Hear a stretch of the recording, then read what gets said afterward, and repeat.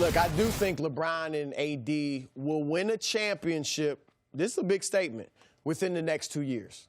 I think they will win one of these titles. But if I go long term, who will have more success? I have to pick the Clippers duo. One, obviously, the age. Those guys, Kawhi's 28, Paul George 29. Obviously, LeBron in his 17th year will turn 35 next season. So that's one thing. But the main thing is the organization. Organizations are a big part in winning championships. Look at the last several championships. Toronto, great front office led by Masai Ujiri. Golden State, great front office. Go back to Miami with LeBron there. Pat Riley, great front office. San Antonio won one in that stretch. We know they have a great front office. Cleveland with David Griffin, who's shown he's done a terrific job in New Orleans. So front offices, coaching staff, all that is important. And when I compare the two, I have a lot more confidence in the Clippers organization and front office to put the right pieces in place. I think they already have them, but if they don't, they'll make the right moves.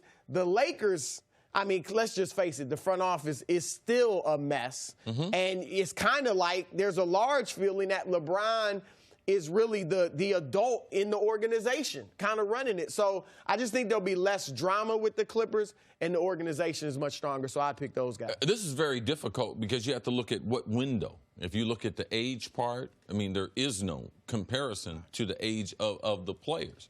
Kawhi Leonard, how healthy will he be, you know, moving forward? It seems as if there won't be any questions, but you know, to me, this is very difficult because I believe in institutional talent.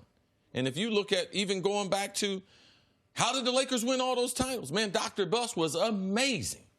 I mean, every first meeting, Dr. Buss was there. And these superstars will tell you, my brother drafted in the second round, not the superstar treatment, but Dr. Buss was great at this now. There's a lot of owners. And God bless her, how you going to feel step into your dad's shoes?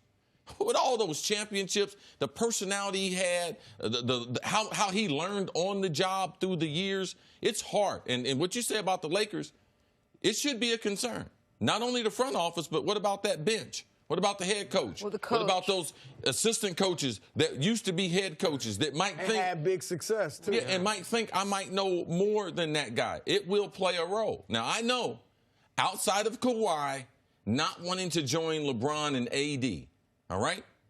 What the Lakers presented was a problem, is trying to win Kawhi and his team over to being the Lakers. They thought if everything was even, they thought from a medical standpoint, front office, and ownership with Ballmer, because they felt like they're going to run out of breath before he runs out of money, they felt as if the Clippers had a huge advantage over the Lakers. I want to ask you a question real quick, Broussard, because I think we all, listen, ownership, there's no question it's in the Clippers' favor. And coaching, there's no question it's in the Clippers' favor.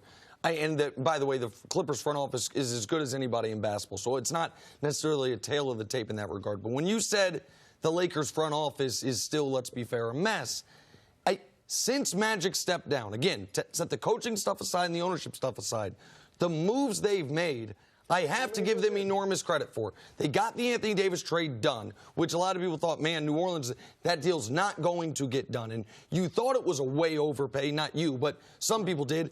And then you saw what Paul George went for, and you saw first-round picks aren't necessarily as valuable as they were a few years later. Then we said, man, they're going all in on Kawhi. We understood why. We thought it was a good move. But if they don't, they're going to be scrambling. To miss out on Kawhi. I did warn you, though. So let's give Rob Pelinka the benefit of the doubt. Right. No, that's what I'm Maybe Magic Johnson was the problem. Right. And since then, so they miss out on Kawhi. They get Danny Green, who would have been one of my premier targets to begin it. I'm not as high on Boogie as some people, but for the price, there's no doubt on the upside. You find a way to bring in Avery Bradley. You bring in guys that Jared Dudley, who won't play much, but is a good fit. Like your Troy Daniels is a shooter. Don't you think they've done a good job since Magic walked away as far as player acquisition stuff? No question that, after Kawhi went to the Clippers, no question they did a great job. You have to give him an A. But that in and of itself is not going to dismiss a lot of the other stuff that still went on. And like you said, they made good moves, but they still, like, they don't have a GM. You know, well, Rob Pelinka's the GM. They don't have a president. Right. You know, and Kurt Rambis is like a special advisor, but he's got as much power as anybody when it comes to basketball operations. So the way they hired Frank Vogel, you know, the way they only gave Ty Lue a 3-year offer. So those types of things, I will be the first to say they did a great job after Kawhi. However, I still give the Clippers a big advantage. Well, if you take the two teams and take out the superstars, take out the 4 of them, because some could argue they're both even.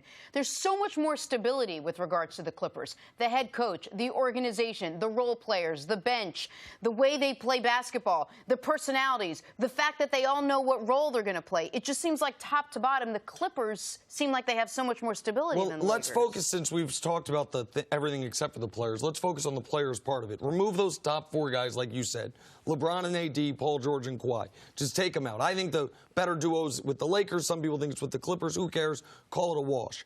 The rest of the roster, so if we go to Kuzma, to Danny Green, Boogie Cousins, Avery Bradley, your next 4 versus it'd be Lou Williams, Patrick Beverley, Trez Harrell, and then I guess Landry Shamet. I don't know who their 4th guy would be.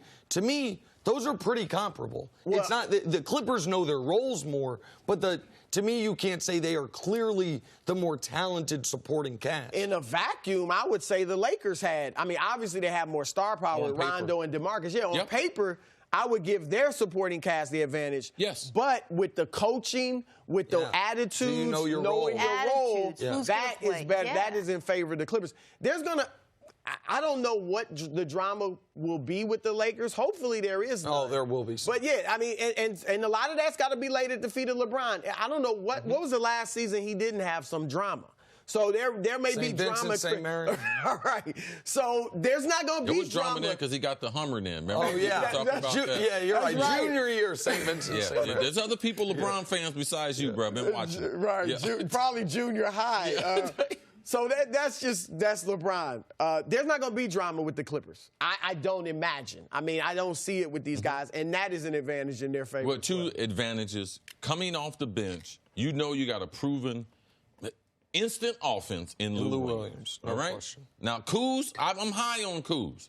But if you give me a guy in a Game 7 who I need to be the 3rd scorer, Lou Williams has proven that. Without a shadow of a doubt, he's one of the best that's ever played in this business. We know the continuity, the buy-in. Huge advantage on the defense. They got 3 All-NBA players starting.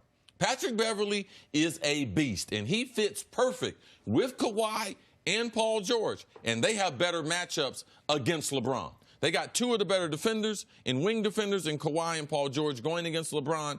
To me, right now, the Clippers have the advantages with all this stuff. I'm glad you mentioned Lou, because I don't think they're the 2 guys that benefit the most from this summer individually might be Lou Williams and Kyle Kuzma. For those 2 guys, they will never be double-teamed for the next 2 years. Lou Williams, if you remember in that series against Golden State, what happened in Game 6 was they said, man, anyone but Lou Williams beat us. Now Lou Williams is going to be single-teamed with the team's 3rd or 4th best defender on him. Kuzma will get the same treatment out with the Lakers. Thanks for watching. Subscribe here to get the latest from the show. Also, be sure to check out more of the best clips from First Things First, or go watch a few segments from our other shows on FS1.